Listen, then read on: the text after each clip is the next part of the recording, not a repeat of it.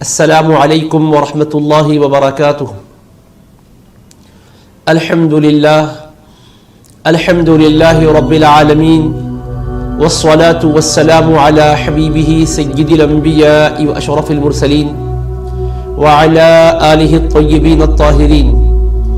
واصحابہ الاکرمین الافضلین، وعلی من احبہم وتبعہم بإحسان اجمعین، اما بعد۔ فقال الله سبحانه وتعالى في كلامه العظيم: أعوذ بالله من الشيطان الرجيم، بسم الله الرحمن الرحيم، ولو أنهم إذ ظلموا أنفسهم جاءوك فاستغفروا الله واستغفر لهم الرسول لوجدوا الله توابا رحيما۔ صدق الله العلي العظيم، وصدق رسوله النبي الكريم، ونحن على ذلك من الشاهدين والشاكرين، والحمد لله رب العالمين۔ ناظرین گرامی قدر، اللہ رب العزت کا ارشاد مبارک ہے: وَلَوْ أَنَّهُمْ إِذْ ظَلَمُوا أَنفُسَهُمْ جَاءُوكَ، اور اگر یہ لوگ جب اپنی جانوں پر ظلم کریں تو اے حبیب صلی اللہ علیہ وآلہ وسلم آپ کے دربار میں حاضر ہوں، فاستغفروا اللہ، اور اللہ تعالی سے اپنے قصوروں کی معافی چاہیں، واستغفر لهم الرسول، اور رسول اللہ صلی اللہ علیہ وآلہ وسلم ان کے لیے سفارش فرما دیں،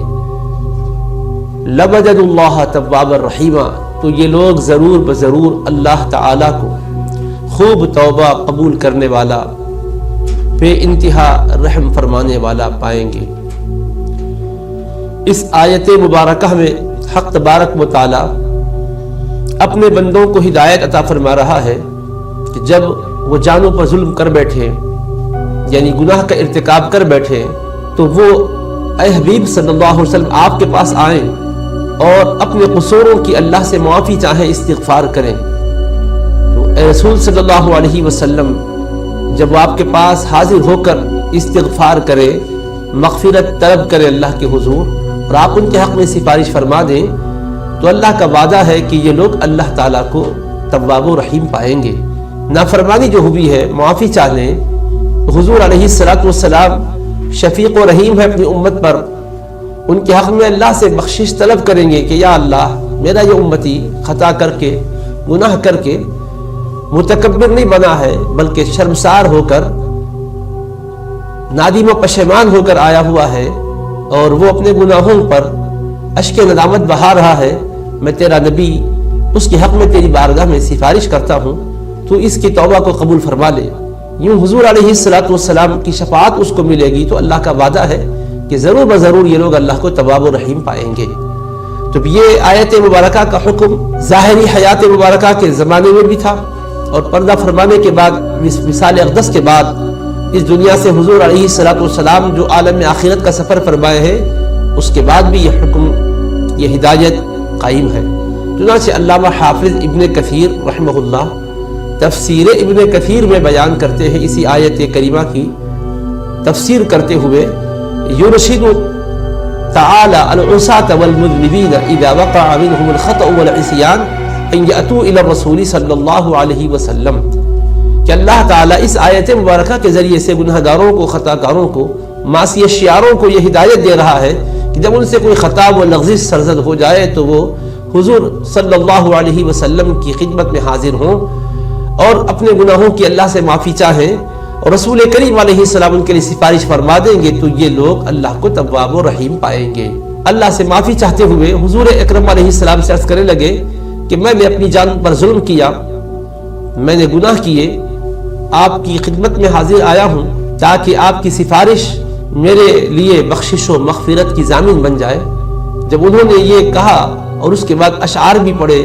یا خیر من دفنت فی القاع اعظمه فطاب من طیبہن القاع والاکم نفس الفداء لقبر انت ساکنہ فیہ العفاف وفیہ الجود والکرم۔ اے وہ بہترین ذات جن کے وجود گرامی کو زمین کے ذروں نے چھوم لیا ہے، جو اس مبارک سرزمین میں آرام فرما ہے، میری جان قربان اس روضہ اطہر پر، اس قبر منور پر جس میں آپ سکونت پذیر ہیں، اس روضہ اطہر میں جس میں آپ سکونت پذیر ہیں، اس میں پاکیزگی ہے اور سخاوت اور بخشش ہے، کرم نوازی اور مہربانی ہے۔ انہوں نے یہ دو اشعار پڑھے۔ علامہ حافظ ابن کثیر کی تفسیر ابن کثیر سے میں یہ واقعہ آپ کو سنا رہا ہوں۔ تو کہتے ہیں کہ یہ اشعار پڑھنے کے بعد انہوں نے التجا کی اور اس کے بعد وہ جانے لگے۔ یہ جو عتبی نامی بزرگ وہاں بیٹھے تھے کہتے ہیں فغلبتنی عینی، میری آنکھیں مجھ پر غالب آ گئی، یعنی اونگ اور نیند طاری ہوئی، تو میں نے رسول اللہ صلی اللہ علیہ وسلم کی زیارت کی سعادت حاصل کی، یعنی میں نے حضور علیہ السلام کو اسی عالم میں دیکھا کہ آپ یہ ارشاد فرما رہے ہیں یا عتبی الحق الاعرابی فبشرہ ان اللہ تعالی قد غفر لہ، اے عتبی جو دیہاتی ابھی حاضر ہو کر یہاں سے جا رہے ہیں ان سے ملاقات کرو اور ان کو یہ خوشخبری سنا دو کہ بلا شبہ اللہ تعالیٰ نے انہیں معاف کر دیا ہے، بخشش اور مغفرت عطا فرما دی۔ اللہ کے حبیب علیہ السلام علاوہ اس کے بھی بڑی فضیلتیں بیان فرمائے ہیں، اور مدینہ منورہ کی شان کیا ہے، اس کی عظمت کیا ہے، اس کی رفعت کیا ہے۔ صحیح بخاری شریف میں اگر آپ دیکھیں تو باقاعدہ امام بخاری نے ایک باب ہی قائم کیا ہے مدینہ منورہ کے فضائل کے عنوان کے ساتھ، اور احادیث مبارکہ اس میں درج کی ہیں۔ ان میں سے ایک دو روایتیں میں آپ کے سامنے رکھتا ہوں تاکہ بات سمجھنے میں آسانی ہو۔ حضور نبی کریم صلی اللہ تعالی علیہ وآلہ وسلم اللہ کے دربار میں عرض کرتے ہیں کہ اے اللہ، ابراہیم علیہ السلام تیرے خلیل ہیں، انہوں نے مکہ مکرمہ کے لیے دعائیں مانگی ہیں، اور میں تیرا حبیب ہوں، میں مدینہ منورہ کے لیے دعا کرتا ہوں۔ اے اللہ، مدینہ منورہ میں برکتیں عطا فرما، یہاں کے پیمانوں میں برکت عطا فرما، اور یہاں کے غلے میں برکت عطا فرما، یہاں کی غذا میں اور یہاں کی ہر شے میں تو برکت عطا فرما۔ اللہم بارک لنا فی مدینتنا، اللہم بارک لنا فی برنا وصاعنا۔ اللہ کے حبیب علیہ السلام دعائیں کر رہے ہیں کہ اس کے بر میں، سا میں، پیمانوں میں، اناج میں، غلے میں، دانوں میں برکت عطا فرما، غذائی اجناس میں برکت عطا فرما۔ بات اتنی ہی نہیں کہ برکت کی دعا فرما رہے ہیں، بلکہ اللہ کے دربار میں یوں بھی عرض کرتے ہیں اللہم اجعل ضعفی ما جعلت بمکہ من البرکہ، اے اللہ تو مکہ مکرمہ میں جتنی برکتیں رکھی ہیں ان برکتوں کو مدینہ منورہ میں دو گنی اضافہ کر دے۔ اور حقیقت کے ساتھ دیکھا جائے تو محققین نے بتلایا ہے کہ ضعفین کے معنی 4 گنا کے آتے ہیں۔ عربی میں ضعف 2 گنا کو کہتے ہیں، اس کو ڈبل استعمال کیا گیا تثنیہ کے صیغے کے ساتھ، تو مطلب یہ ہوا کہ اے اللہ جو برکتیں تو نے مکہ مکرمہ میں رکھی ہیں مدینہ منورہ میں ان برکتوں کو 4 گنی اضافہ عطا فرما دے۔ تو مدینہ منورہ میں خصوصی برکتوں کی دعا حضور پاک علیہ السلام سے ثابت ہے، بلکہ ارشاد فرماتے ہیں اس کی برکتوں کو سمجھاتے ہوئے اپنی امت کو کہ اللہ کے حضور دعائیں بھی کی ہیں، تو یہ کہہ کر کہ اللہم حبب الینا المدینۃ کحبنا مکۃ او اشد، اے اللہ تو ہمارے دل میں مدینہ کی محبت پیدا فرما دے جیسا کہ مکہ مکرمہ کی محبت تو نے ہمارے دل میں پیدا کی ہے۔ ہمارے دلوں میں جیسے مکہ مکرمہ کی محبت ہے ویسے ہی مدینہ منورہ کی محبت پیدا فرما دے، بلکہ آگے فرماتے ہیں او اشد، بلکہ اس سے بھی زیادہ محبت دلوں میں ہمارے ڈال دے۔ تو مدینہ منورہ جب تک حضور پاک علیہ السلام تشریف نہیں لے گئے تھے وباؤں کی زمین تھی، بلاؤں کی زمین تھی، اس کو یثرب کہا جاتا تھا، جس کے معنی بلا اور وبا کی زمین کے آتے ہیں۔ تو جہاں پر بلائیں وبائیں تھی نبی کریم علیہ السلام کے دم قدم کی برکت سے وہاں بھلائیاں آ گئی، رحمتیں آ گئی، وہاں برکتوں کی بھرمار کر دی گئی۔ اللہ کے رسول علیہ السلام نے وہاں کے ہر معاملے میں خیر و برکت کی اللہ سے دعا مانگی، حتیٰ کہ وہاں کی زمین کی مٹی بھی یقیناً رحمت والی، برکت والی، شفا کی تاثیر والی بن گئی۔ چنانچہ صحیح بخاری میں حدیث پاک ہے کہ مدینہ منورہ کی خاک بیماروں کو شفا کا اور صحت و عافیت کا سامان فراہم کرتی ہے۔ بسم اللہ تربت ارضنا بریقت بعضنا یشفی سقیمنا باذن ربنا۔ تو الغرض حضرت نبی پاک علیہ السلام کی نسبت سے اللہ نے اس زمین کو بڑی عظمت والی زمین قرار دیا، بلکہ رسول کریم علیہ السلام ارشاد فرماتے ہیں ان اللہ سمى المدینہ طابہ،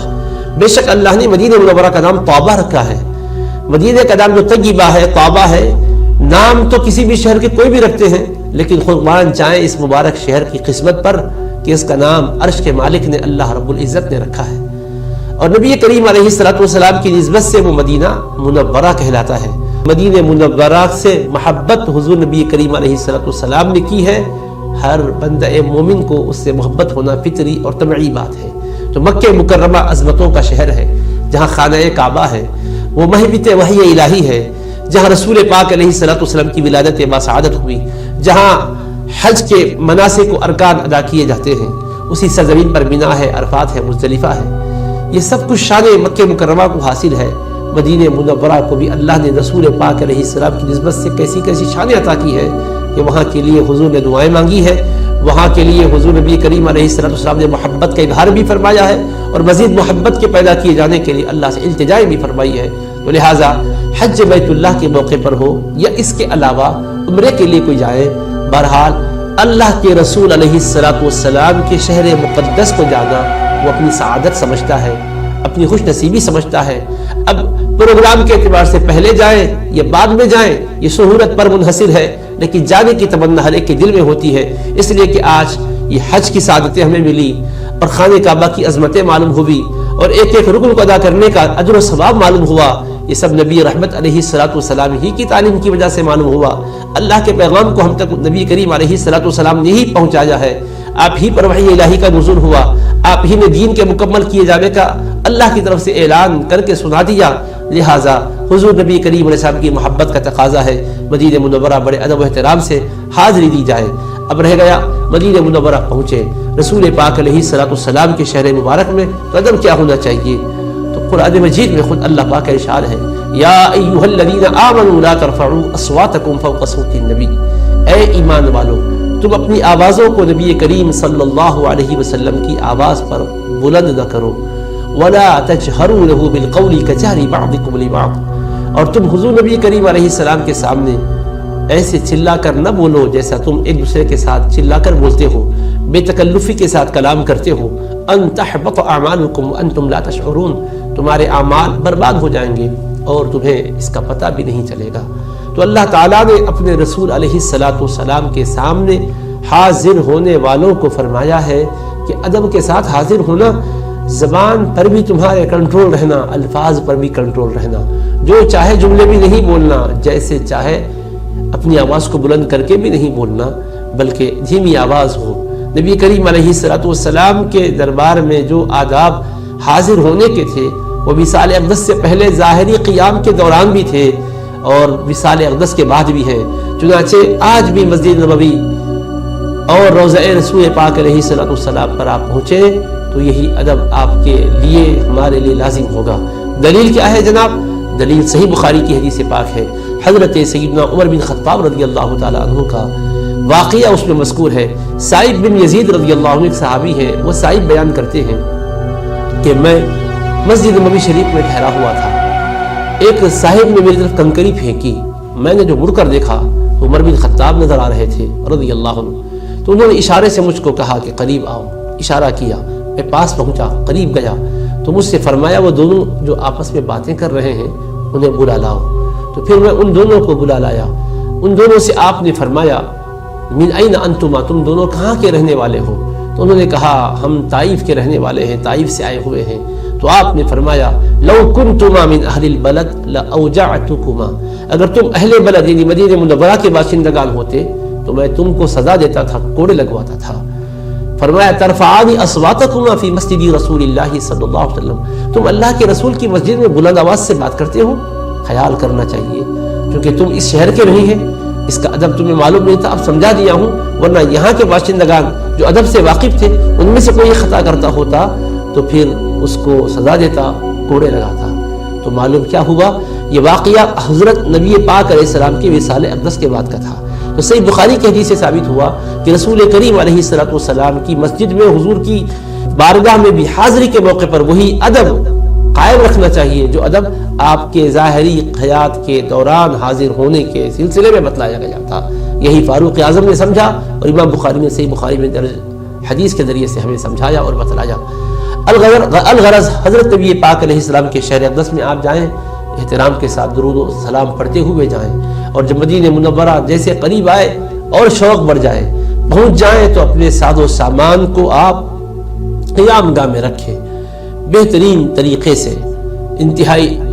جوش اور ولولے کے ساتھ خوشی اور محبت کے ساتھ اپنے آپ کو تیار کریں۔ اس کے بعد دیکھیں اگر کوئی فرض نماز کا وقت ہے تو نماز ادا کر لیں، اگر آپ نے وہ نماز ادا کر لی ہے پہلے سے پھر کوئی مسئلہ نہیں ہے، اگر نہیں پڑھے تھے تو پھر فرض پڑھ لیجئے۔ اس کے بعد آپ رسول اکرم صلی اللہ علیہ وسلم کے دربار میں صلاۃ و سلام عرض کرنے کے لیے پہنچیں، باب السلام سے اندر داخل ہوں، نہایت ادب کے ساتھ بڑی محبت کے ساتھ داخل ہوں، اور مسجد میں داخل ہونے کے جو آداب بتلائے گئے، بسم اللہ والصلاۃ والسلام علی رسول اللہ، اللہم اغفر لی ذنوبی وافتح لی ابواب رحمتک، یہ پڑھ کر داخل ہو۔ اور جب آپ بالکل باب السلام سے اندر جائیں گے تو بائیں جانب سیدھی جانب تو قبلے کی دیوار ہوگی، بائیں جانب حضور نبی کریم علیہ السلام کا حجرہ مبارکہ ہوگا۔ حجرہ مبارکہ سے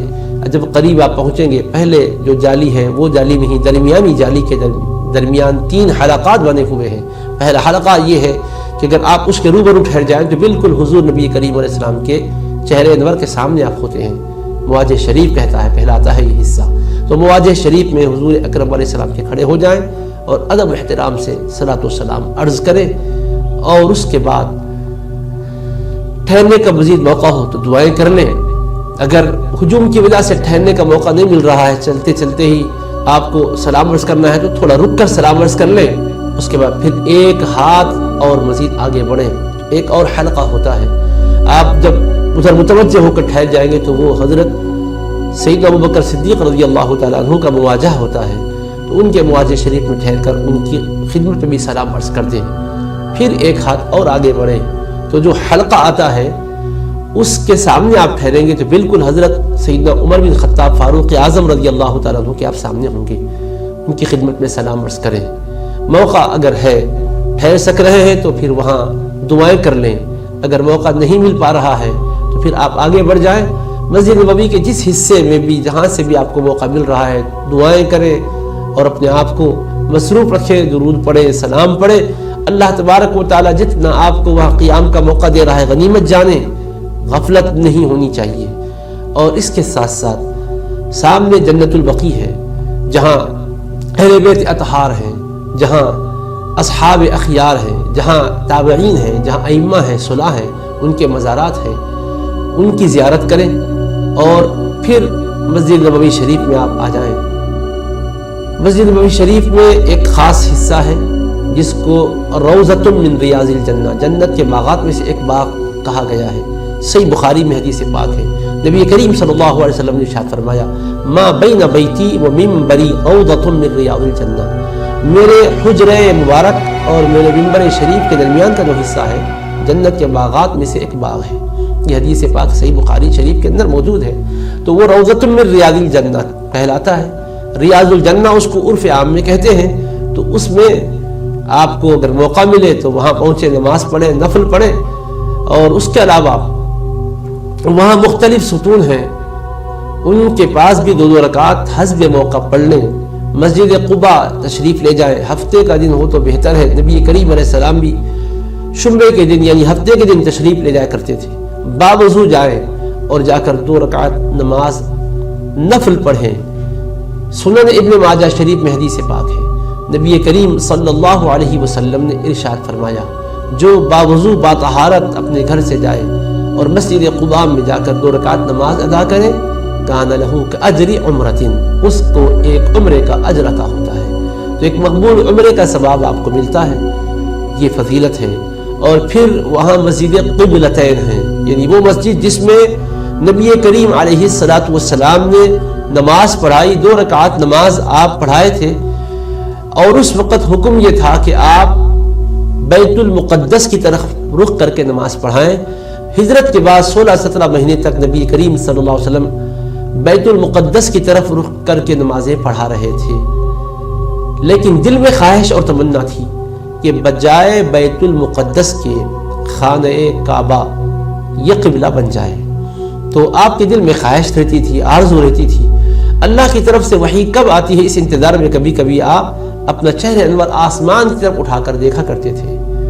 تو چنانچہ وہ مسجد جس کو مسجد قبلتین کہتے ہیں، وہاں حضور علیہ الصلوۃ والسلام نماز پڑھا رہے تھے اور بیت المقدس کی طرف ہی رخ کر کے نماز پڑھا رہے تھے۔ نماز ہی میں یہ دل میں خیال شدت اختیار کر گیا کہ بجائے بیت المقدس کے خانہ کعبہ کو قبلہ بنا دیا جاتا تو اچھا ہوتا۔ اللہ تبارک و تعالیٰ نے اسی وقت جبریل امین علیہ السلام کو حکم فرمایا اور آیت مبارکہ دے کر ان کو بھیجا، اور وہ آئے، نماز ہی میں وحی الہی نازل ہوئی اور آ کر انہوں نے اللہ کا پیغام سنایا، قد نرى تقلب وجهك في السماء فلنولينك قبلة ترضاها۔ اے حبیب صلی اللہ علیہ وسلم، ہم آپ کے چہرے انور کا بار بار آسمان کی طرف اٹھنا دیکھ رہے ہیں، ہم آپ کو ایسے قبلے کی طرف متوجہ کر دیتے ہیں جس کو آپ پسند فرماتے ہیں۔ تو حضور نبی کریم علیہ السلام کو جب حکم آیا کہ آپ کا بار بار چہرہ آسمان کی طرف اٹھ رہا ہے، یہ حسین منظر ہم دیکھ رہے ہیں، ہم ایسے قبلے کی طرف متوجہ ہونے کے لیے فرماتے ہیں ترضاها، جس میں آپ کی خوشنودی ہے، جس میں آپ کی رضا ہے، جس میں آپ کی خوشی ہے، فولی وجهك شطر المسجد الحرام، تو آپ اپنے چہرے انور کو مسجد حرام کی جانب کر لیجئے۔ تو اسی نماز میں حضور نبی کریم علیہ السلام بالکل مقابل سمت تھی، تو آپ متوجہ ہو گئے اور پھر آپ نے بقیہ 2 رکعت اس قبلے کی طرف، یعنی کعبۃ اللہ جو قبلہ بن گیا، قبلہ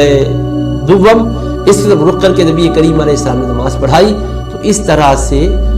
یہ ایک مسجد میں 2 قبلوں کی طرف ایک نماز ہوئی ہے، تو قبلتین کہا جاتا ہے، مسجد قبلتین۔ اب حکم تو کعبۃ اللہ کی طرف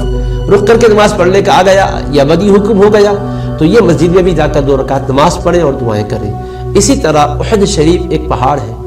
صحیح بخاری میں حدیث پاک ہے، نبی کریم صلی اللہ علیہ وسلم فرماتے ہیں احد جبل یحبنا ونحبہ، یہ احد ایسا پہاڑ ہے جو ہم سے محبت کرتا ہے اور ہم اس سے محبت کرتے ہیں، تو لہٰذا اس پہاڑ کے پاس بھی جائیں۔ اس کے دامن میں 3 ہجری میں ایک معرکہ بقا ہوا تھا جس کو معرکہ احد کہتے ہیں، غزوہ احد،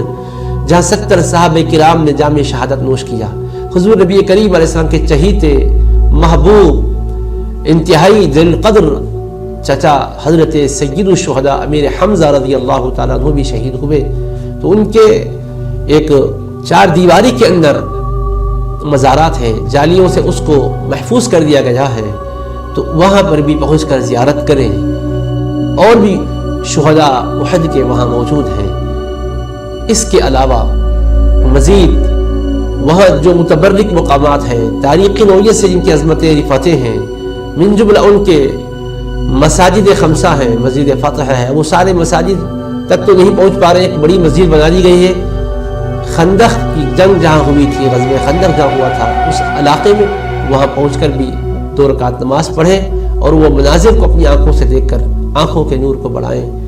مزید یہ کہ 40 نمازیں آپ کی مسجد نبوی شریف میں ہوں، اس کا اہتمام کریں، کیونکہ رسول کریم علیہ السلام نے فرمایا ہے میری مسجد میں جو 40 نمازیں یوں ادا کرے کہ اس کی کوئی نماز فوت ہونے نہ پائے، تو اس کے لیے نفاق سے براءت کا اعلان ہوتا ہے، عذاب سے نجات کا اعلان ہوتا ہے، دوزخ سے چھٹکارا اس کے لیے لکھ دیا جاتا ہے۔ مسند احمد بن حنبل میں یہ حدیث پاک موجود ہے، اس کا اہتمام ہو